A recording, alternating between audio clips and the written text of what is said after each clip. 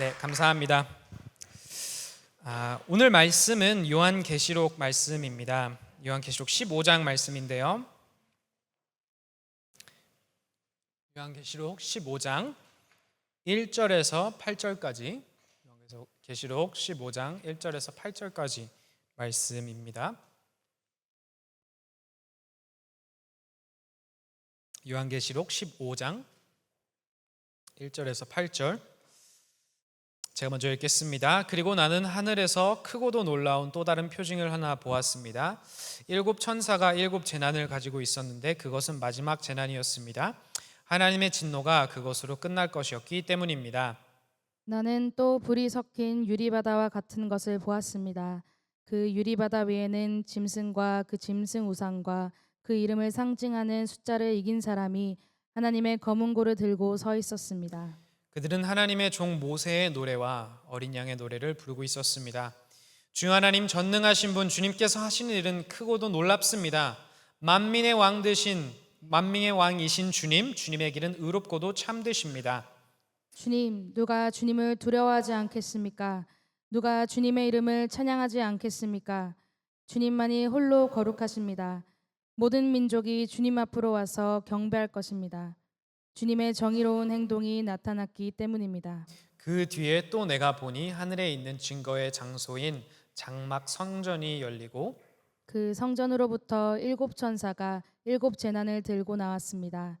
그들은 깨끗하고 빛나는 모시 옷을 입고 가슴에는 금띠를 띠고 있었습니다. 또 내 생물 가운데 하나가 영원 무궁하도록 살아계신 하나님의 진노를 가득 채운 금 대접 7개를 그 7 천사에게 주었습니다. 성전이 하나님의 영광과 권능에서 나오는 연기로 가득 차게 되니 그 7 천사의 7 재난이 끝나기까지는 아무도 들어갈 수 없었습니다. 아멘. 시간 가슴에 손을 얹고 다 같이 고백하도록 하겠습니다. 이 시간 하나님의 말씀을 받습니다. 이 말씀이 나를 변화시킵니다. 이 말씀이 우리 가정을 변화시킵니다. 내 멋대로의 신앙에서 벗어날 것입니다. 아멘. 감사합니다. 오늘은 출애굽이라는 제목으로 말씀을 나누고 싶습니다. 출애굽 엑소더스. 혹시 이런 속담 아시나요? 호랑이는 가죽을 남기고 사람은 이름을 남긴다라는 말이 있습니다. 또 누구는 이러한 속담을 보면서 사람은 이름을 남기지만 더 나아가서 사람은 이야기를 남긴다라고도 이야기를 한다고 합니다. 이름을 이야기로 바꿔도 좋다라는 뜻이겠죠. 우리 인생이 한 편의 이야기다라는 것입니다. 우리 인생은 남들이 읽었을 때 그저 시시한 이야기가 될 수도 있고 혹은 남들이 읽었을 때 그들의 가슴을 들끓게 만드는 이야기가 될 수도 있다. 우리의 이야기는 그냥 그 시대의 문화와 가치관을 잘 보여주는 이야기가 될 수도 있고 혹은 예수님의 향기, 예수님의 흔적, 예수님의 편지처럼 그의 이야기가 담긴 한편의 이야기가 될 수도 있다라는 것이죠. 여러분들은 어떤 인생 이야기를 남기고 싶으신가요? 우리가 잊지 말아야 하는 것은 또 가장 중요한 것은 이 세상 이야기 또한 우리 인생 이야기의 주인공은 누구시죠? 주일학교 대답하셔도 돼요. 예수님이십니다. 그죠? 옆 사람 보고 예수님이세요. 예수님이세요. 그죠? 주일학교에서 웬만하면 예수님 다 맞아요. 그죠?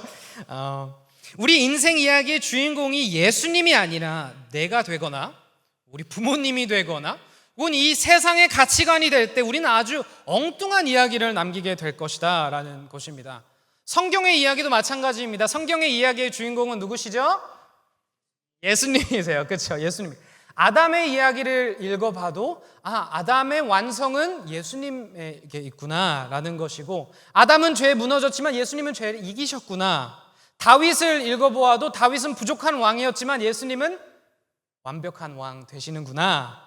모세, 솔로몬 여러 가지 인물들을 봐도 그들의 완성본은 누구시다? 예수님이시다라는 것이죠. 그래서 핸드릭슨이라는 유명한 신학자는 이렇게도 이야기를 합니다. 예수님 없이 구약은 그저 닫힌 책에 불과하다라고 이야기를 합니다. 예수님 없이 구약을 이해할 수도 없다라는 것이겠죠. 그리고 이것은 오늘 설교 제목이 되는 출애굽 사건 또한 마찬가지입니다. 역사적으로도 굉장히 유명한 사건이었죠. 몇십만 명이 되는 이스라엘 노예들이 당시 강대국이었던 이집트에서 탈출했던 이 사건은 더군다나 그에 앞서서는 이집트에 있었던 여러 가지 재앙들, 특히 우리가 잘 아는 홍해를 가르셔서 그들을 인도해 주셨던 사건은 사실 예수님을 통해 완성이 된다라는 것입니다. 오늘 본문이 이를 보여줍니다. 마지막 7번째 나팔재앙이 또 시작되고 동시에 7 대접재앙이 또 시작이 다음 16장부터 시작이 될 텐데, 오늘 이야기, 이 마지막 재앙과 마지막 구원의 이야기는 사실 예수님을 통해 완성되는 출애굽 이야기구나라는 것을 우리는 알 수 있습니다. 그래서 오늘 이 본문을 통하여서 우리 인생 이야기, 이 세상의 인생, 이 모든 것의 주인공은 바로 예수님이시구나라는 진리가 마음속에, 우리 삶 속에 회복되어지는 우리 모두 되기를 소망합니다. 아멘. 옆 사람 보고 인사할게요. 주인공은 예수님이십니다. 똑같은 거를 예배 내내 이야기할 겁니다. 주인공은 예수님이세요. 자, 1절 다 같이 읽겠습니다. 시작. 그리고 나는 하늘에서 크고도 놀라운 또 다른 표징을 하나 보았습니다. 7 천사가 7 재난을 가지고 있었는데 그것은 마지막 재난이었습니다. 하나님의 진노가 그것으로 끝날 것이었기 때문입니다. 아멘. 자, 지난주 우리가 12장에서 14장을 살펴보았습니다. 간략하게 설명하자면 12장에서 13장은 교회를 향한 그런 사탄의 공격에 대해서 잠깐 이야기를 했고, 14장에서는 하나님의 영광이 드러나며 수많은 사람들이 하나님을 또 찬송하고 찬양하는 그런 장면이 또 나옵니다. 그러면서 오늘 본문이 시작이 되는데, 요한이 어디로 올라가죠? 하늘로 올라갑니다.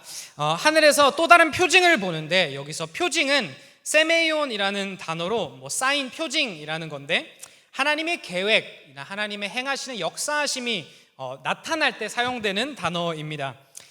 7 천사가 7 재난을 가지고 있고, 이게 마지막 재난이라고 하는데, 이 7 재난은 사실 16장부터 다다음 주부터 우리가 보게 될 7 대접 재난을 이야기합니다. 다 같이 읽겠습니다.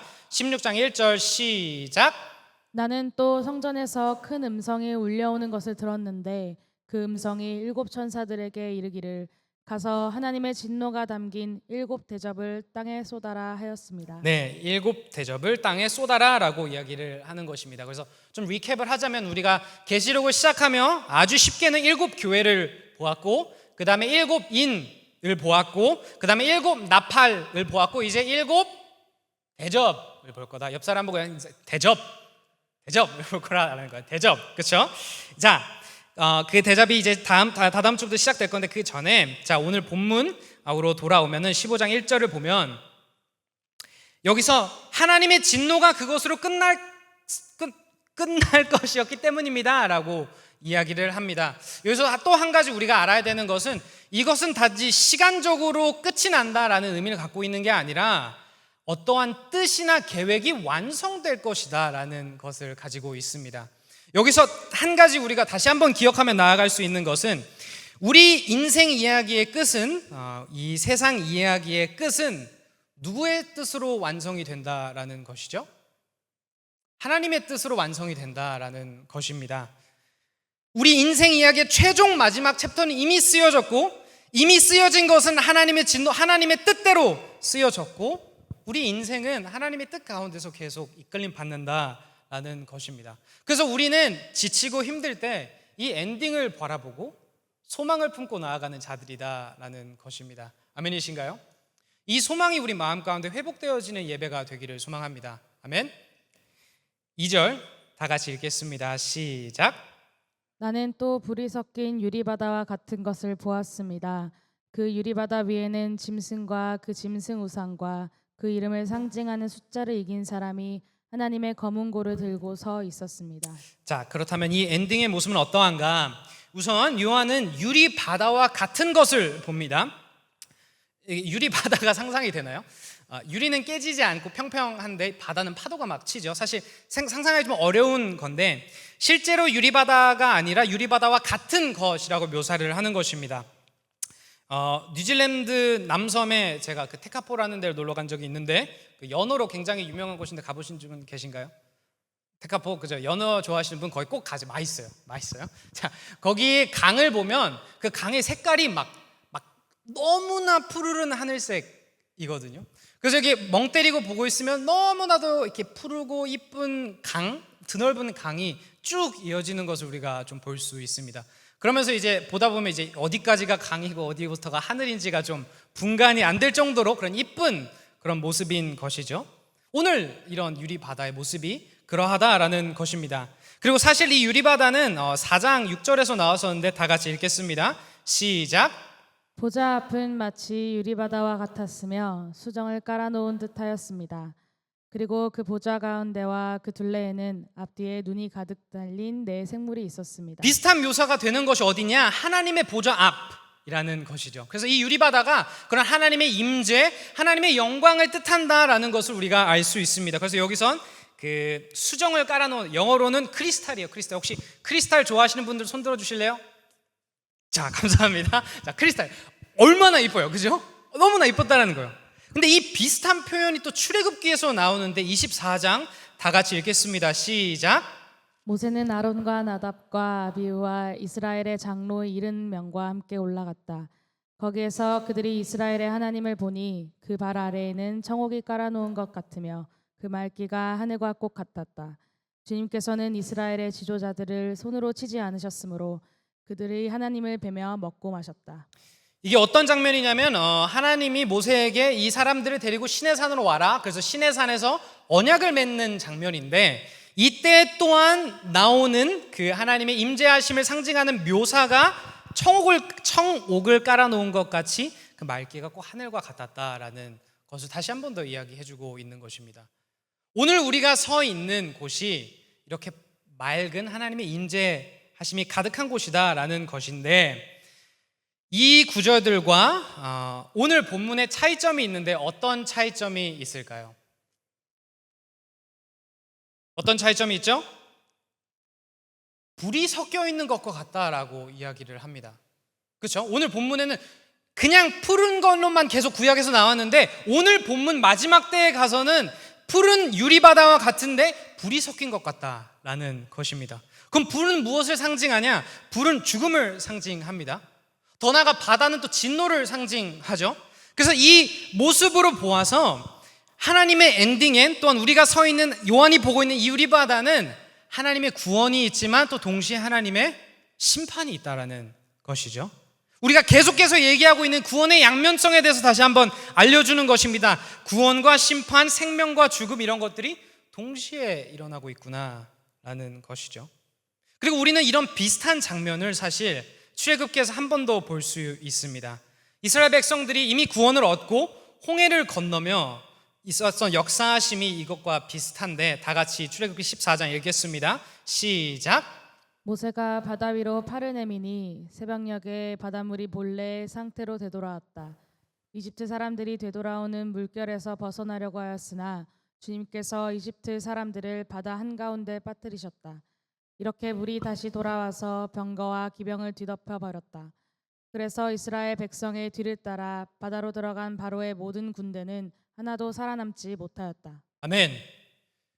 이스라엘 백성들이 홍해를 건너고 하나님 인도해 주시고 되돌아봤을 때 그 이집트 병거들이 어떻게 됐죠? 홍해에 엎드려 죽지 않았습니까? 두 개를 같이 보았을 때 오늘 불이 섞인 것 같은 유리바다 위에 서 있는 우리 또한 이미 6월절 어린 양의 피로 구원을 받아 홍해를 하나님의 인도하심을 경험하고 되돌아봐서 이집트 사람들이 죽어가는 그 홍해를 바라보고 있는 이 이스라엘 사람들, 이미 믿는 사람들이지 않습니까? 이런 이 믿는 사람들을 통하여서 이 믿는 사람들이 서 있는 이 유리바다의 모습, 불이 섞인 모습을 보면서 우리에게 가르쳐주고 있는 것은 무엇이냐? 하나님의 위대하심을 다시 한번 기억해라 라는 것입니다. 더 나아가서는 하나님을 경외하는 것을 잊지 마라 라는 것입니다. 나는 마른 땅을 걸어가듯이 걸어왔는데 되돌아봤을 때 그 수많은 나를 죽일 수도 있었던 이집트 병거들이 죽어있는 모습을 보며 그렇게 인도하신 하나님을 기억하며 이스라엘 사람들 마음 가운데는 어떠한 마음이 들었을까? 경외하는 마음이 듣지 않았겠습니까? 어제 GCC 사역 준비를 하기 위해서 그 창원 형제 집에 제가 놀러 가지 않고 사역을 하러 갔습니다. 그 소연 전도사님과 또 그 한 사모님이랑 함께 가서 이제 그 부클렛 이렇게 만들려고 이렇게 가서 했는데 식사 대접을 해주셨어요. 그래서 그 식사 대접을 하면 또 사람이 경우가 있지 설거지를 하고 가야 되지 않겠습니까? 그래서 제가 막 설거지는 꼭 해야 된다고 막 이렇게 했는데 창원 형제가 아니라고 그런 거 하지 말라고. 그래서 제가 막 아니에요, 사랑하는 사이인 만큼 이런 거를 철저하게 지켜야 한다. 그러면서 제가 막 설거지를 막 이렇게 싸우고 이렇게 막 이렇게 했는데, 그러다가 창원 형제 이렇게 아버지가 나오셔가지고 두 분이 그렇게 계속 싸우실 거면 제가 설거지 하겠습니다 막 이러셔가지고 안 돼 그래서 설거지를 했던 기억이 있습니다. 시간이 지나면서 목사님이랑 더 친해지고 있죠. 목사님 더 친해지고 더 편해지고 요즘에 통화도 훨씬 더 자주 하고 거의 제 가족보다 통화를 더 자주 하는 것 같아요, 목사님하고. 그렇게 시간이 지나가면서 제가 되게 신경을 많이 쓰려고 하는 것은 사실 너무 목사님이랑 친해지고 편해져서 내가 무례하진 말아야겠다라는 신경을 되게 많이 쓰고 있어요. 왜냐면 그럴 수가 있잖아요, 그렇죠? 편해질수록 그렇게 무례함을 번하는. 그래서 사랑하기에 더욱더 선을 지키고 존중하려고 노력을 하고 있습니다. 왜 이런 이야기들을 하냐면 하나님과의 관계에서도 마찬가지라고 생각하기 때문입니다. 유리바다 위에 서 있는 사람들은 이미 구원을 받은 사람들입니다. 홍해를 건넌 사람들은 이미 우열절 피로 구원을 받은 사람들입니다. 이미 하나님의 동행을 시작하였고 홍해를 통해서도 하나님의 역사하심을 경험한 사람들입니다. 이 불이 섞인 유리바다 모습을 보면서 또한 우리에겐 구원이었지만 그들에겐 무덤이 되었던 홍해를 바라보면서 우리가 계속해서 기억해야 하는 것은 무엇이냐? 하나님이 이렇게 위대하신 분이셨지 라는 것을 기억해야 된다라는 것입니다. 사실 우리가 신앙생활을 하면 할수록 하나님과도 편해지는 것 같습니다. 이 교회의 섬기도 처음에는 두렵고 떨린 마음으로 시작하지만 가다 보면 편해지고 가볍게 여기게 되는 그런 실수, 그런 무례함을 범하게 되는 것 같습니다. 실제로 성경에 나왔던 모든 사람들, 우리가 아무리 은혜의 하나님, 사랑의 하나님을 이야기를 맞지만 정작 하나님과 독대했던 모든 사람들에게 나왔던 반응은 즐거움, 마냥 자유함 이런 게 아니라 경외함이었습니다. 이분 앞에서는 내가 말 한마디도 함부로 해서는 안 되는 분이시구나. 정말 내가 상상할 수도 없을 만큼 위대하신 분이시구나. 우리가 마치 막 범죄자를 볼 때 느끼는 두려움이 아니라 대자연 앞에 섰을 때 소름이 돋도록 느껴지는 그런 경외함이 느껴질 수밖에 없다라는 것입니다. 오늘 유리바다 위에 서 계신 여러분들에게 여쭤보고 싶습니다. 여러분들은 하나님을 경외하고 계십니까? 하나님을 향한 그런 깊은 경외하는 마음, 정말 내 눈앞에 있는 홍해도 가르실 수 있는 하나님이 나와 함께 하시구나, 내가 그 유리바다 위에 은혜로 서 있구나 라는 그 마음이 혹시 계신가요? 혹은 시간이 지나며 그저 습관적으로 교회에 나오며 이 경외함이 사라지셨나요? 하나님은 홍해도 다스리시는 분이십니다. 아멘이십니까? 하나님은 이 세상을 다스리시는 분이십니다. 아멘이십니까? 이 사실을 기억하며 하나님을 경외함으로 나아가는 임브레이스 교회 모든 분들 되기를 소망합니다. 아멘.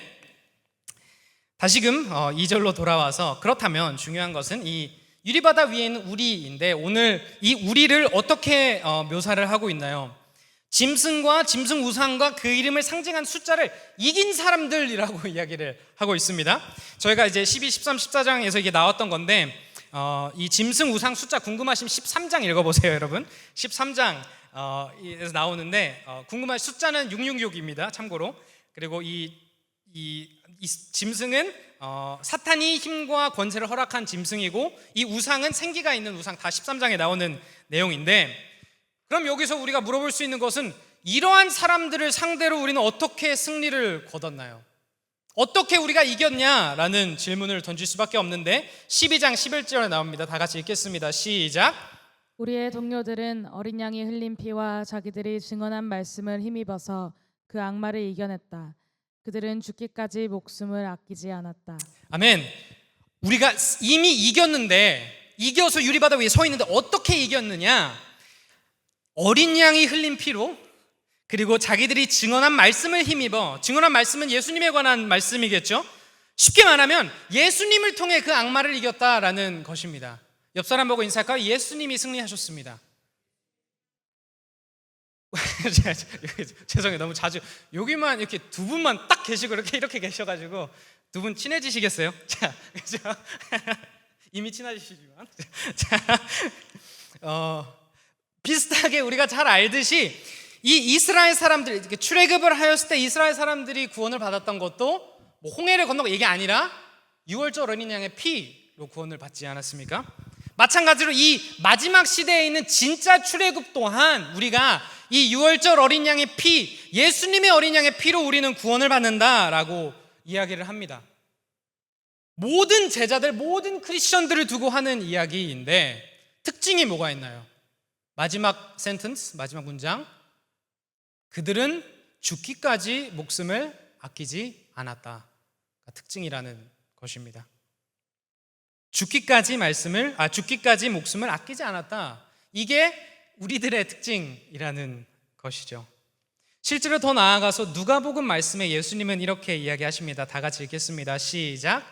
누구든지 내게로 오는 사람은 자기 아버지나 어머니나 아내나 자식이나 형제나 자매뿐만 아니라 심지어 자기 목숨까지도 미워하지 않으면 내 제자가 될 수 없다. 아멘. 제자의 특징이 무엇이냐? 가족도 미워한다는 것이고 내 목숨도 미워한다라는 것입니다. 여기서 미워한다는 것은 내가 막 그들을 증오한다 이런 게 아니라 우선순위의 표현입니다. 예수님보다 그 어느 것도 앞에 두지 않는다. 예수님을 위해서는 내 가족도 희생한다. 예수님을 위해서는 내 목숨도 아끼지 않는다. 이것이 제자의 특징이다라는 것이죠.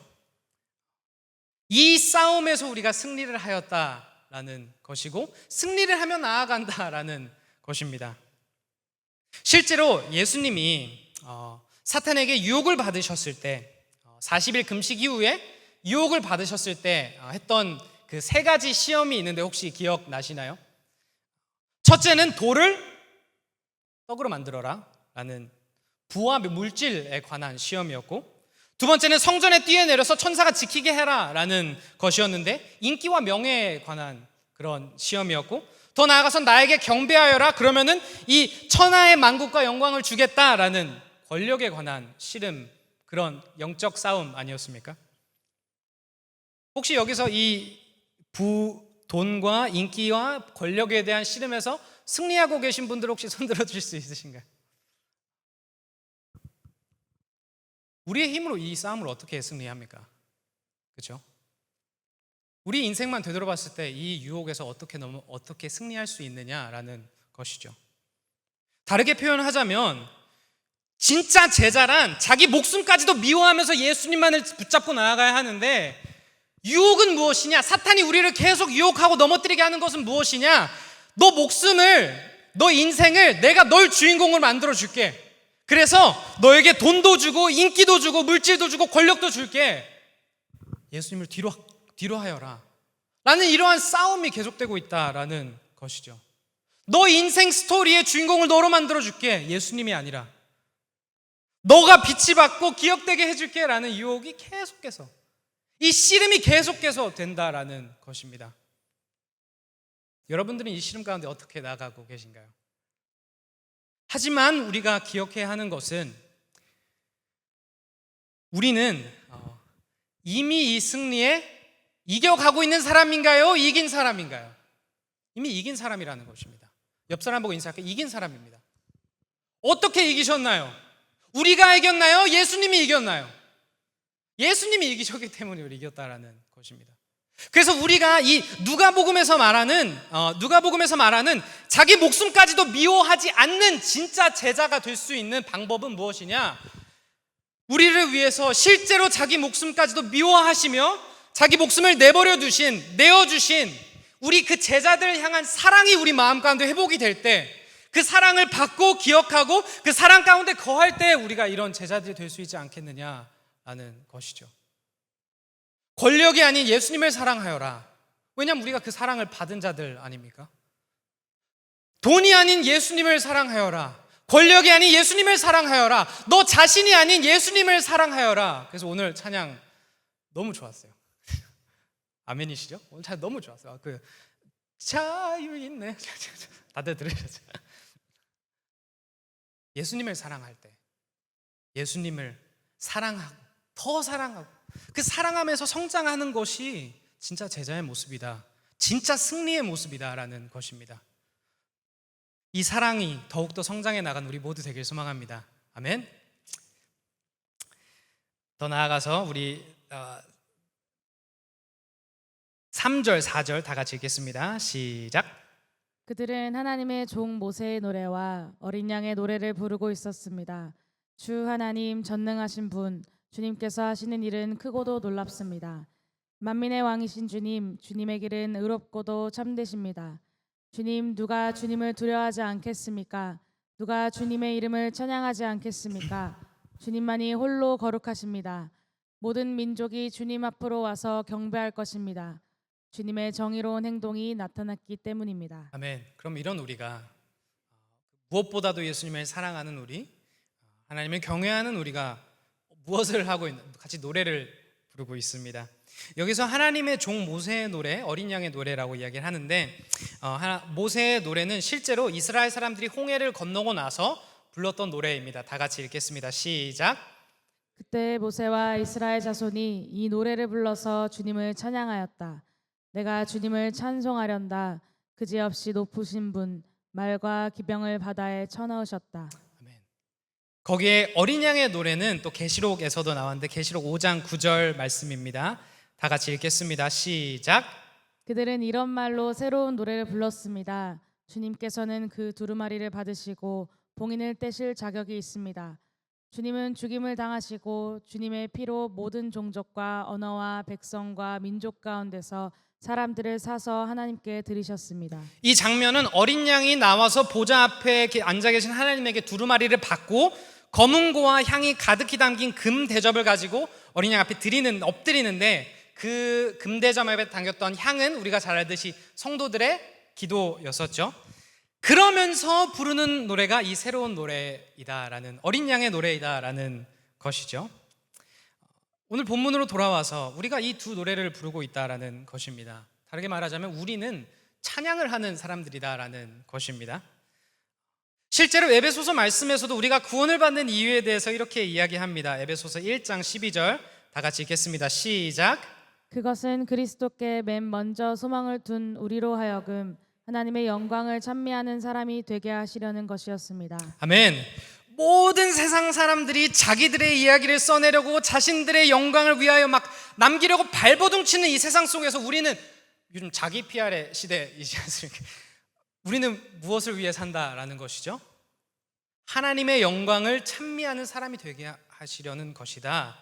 우리의 역사가 아닌 하나님의 역사하심을 기억하기 위해 우리의 영광이 아닌 하나님의 영광을 드러내기 위하여 살아간다라는 것입니다. 실제로 오늘 노래를 보면 처음부터 끝까지 우리들에 대한 이야기는 없고 오로지 누구에 대한 이야기이죠?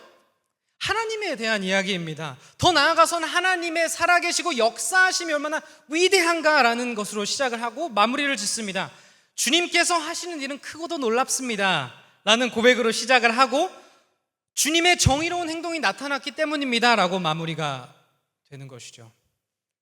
우리 인생 이야기는 처음부터 끝까지 나 이창호가 무엇을 했고 무엇을 했고 무엇을 했고가 중요한 게 아니라 이 보잘것없는 나의 삶에 하나님이 이렇게 역사하셨고 이렇게 역사하셨고 이렇게 역사하셨다가 되어야 될 줄로 믿습니다. 어릴 땐 대놓고 더 비싼 장난감을 가지고 있다고 자랑을 합니다. 그죠? 나이가 들어서는 대놓고 자랑을 하면 내가 사회에서 왕따를 당하고 있다는 걸 깨닫고 은근슬쩍 더 비싼 차, 더 비싼 것들을 은근슬쩍 자랑을 합니다. 더 시간이 지나서는 은근슬쩍 자녀의 성공 혹은 럭셔리한 은퇴 이후의 라이프 스타일과 같은 것으로 자랑을 합니다. 우리가 자랑할 것은 하나님의 역사하심밖에 없습니다. 아멘. 진짜 빈곤한 사람은 누구일까? 진짜 빈곤한 사람은 우리가 인생을 다 살았을 때 내가 이뤄낸 역사는 많은데 정작 내 삶 속에 내가 경험한 하나님의 역사하심은 모르고 눈치채지 못하고 기억하지 못하는 인생이 진짜 빈곤한 사람 아닐까라는 생각을 해봅니다. 진짜 수치심을 느껴야 하는 사람은 하나님의 역사하심이 무엇인지 잘 알지도 못하고, 더 나아가서는 그게 하나님의 역사하심이었지만 깨닫지 못하고 마치 그냥 운이 좋았던 것처럼 혹은 내가 잘나서 이뤄낸 것처럼 알고 하나님의 영광을 가로채는 사람이 정말 부끄러워야 할 사람 아닌가라는 것입니다. 여러분들은 무엇을 자랑하고 계신가요? 내 삶에 무엇이 남기를 소망하고 무엇을 찬양하고 싶으신가요? 내 인생에 무엇이 가득하기를 소망하시나요? 이 시간 높낮이가 있을지언정 하나님이 살아 움직이시고 하나님의 역사하심과 그 은혜를 내가 누리고 기억하며 찬양하는 우리 모두 되기를 간절히 축복합니다. 아멘. 옆 사람을 보고 인사할게요. 하나님만을 찬양합시다.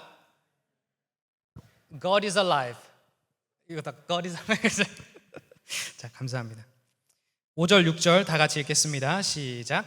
그 뒤에 또 내가 보니 하늘에 있는 증거의 장소인 장막 성전이 열리고 그 성전으로부터 7 천사가 7 제난을 들고 나왔습니다. 그들은 깨끗하고 빛나는 모시 옷을 입고 가슴에는 금띠를 띠고 있었습니다. 이제부터 본문은 16장부터 시작될 그 7 대접에 대한 그 이야기를 좀 시작을 하고 있습니다. 하늘에 있는 증거의 장소인 장막 성전이 열립니다. 하나님의 임재하심이 있는 곳이지요. 그 성전으로부터 이제 7 천사가 7 제난을 들고 나오는데, 이들이 무엇을 입고 있느냐? 모시 옷을 입고 있고 가슴에는 금띠를 메고 있습니다. 이 모습은 사실 우리가 1장에서 나왔던 예수님과 굉장히 비슷한 모습입니다. 그만큼 예수님의 권능과 권세를 힘입어 이 재앙을 가지고 있다라는 것을 보여줍니다. 7절 8절 본문 다 같이 읽겠습니다. 시작. 또 내 생물 가운데 하나가 영어무궁하도록 살아계신 하나님의 진노를 가득 채운 금 대접 7개를 그 7 천사에게 주었습니다. 성전이 하나님의 영광과 권능에서 나오는 연기로 가득 차게 되니 그 7 천사의 7 재난이 끝나기까지는 아무도 들어갈 수 없었습니다. 네, 아멘. 하나님의 진노를 가득 채운 금 대접 7개를 7 천사에게 줍니다. 그리고 이 성전은 하나님의 임재로 가득 차게 되어서 끝나기 전까지 아무도 들어갈 수 없다. 이렇게 오늘 본문은 16장부터 시작될 마지막 7 대접 심판을 기대하게 하며 마무리가 됩니다. 이 시간 말씀을 마치며 에베소서 2장 10절 말씀인데 시간 다 같이 읽겠습니다. 시작. 우리는 하나님의 작품입니다. 선한 일을 하게 하시려고 하나님께서 그리스도 예수 안에서 우리를 만드셨습니다. 하나님께서 이렇게 미리 준비하신 것은 우리가 선한 일을 하며 살아가게 하시려. 아멘. 우리는 하나님의 이야기를 써내려갑니다. 아멘. 우리 인생은 하나님의 역사하심, 예수님의 증거가 그저 빼곡히 써져 내려가야 할 도화지입니다. 우리 입술엔 하나님이 행하신 일들에 대한 찬양이 끊이지 않아야 합니다. 유월절 어린 양의 피로 구원을 받고 홍해를 갈라 이끄시는 하나님의 역사하심을 찬양하며 모세와 같이 노래를 하고, 더 나아가 완벽한 유월절 어린 양이 되어주신 예수님의 보혈로 그 보혈을 힘입어 구원을 받고 영원한 죽음이 아닌 영원한 생명을 누리며 살아갈 수 있도록 허락하여 주신 이 어린 양의 새로운 노래를 우리는 부르며 나아가야 합니다. 이렇게 우리 인생이 그저 시시한 우리 이야기 혹은 썩어 없어질 이 세상의 이야기가 아니라 영원토록 기억되어질 하나님을 높이는 이야기가 될 수 있는 이유는 우리는 하나님의 작품이기 때문입니다. 예수님 안에서 하나님이 우리를 만들어 가시기 때문입니다.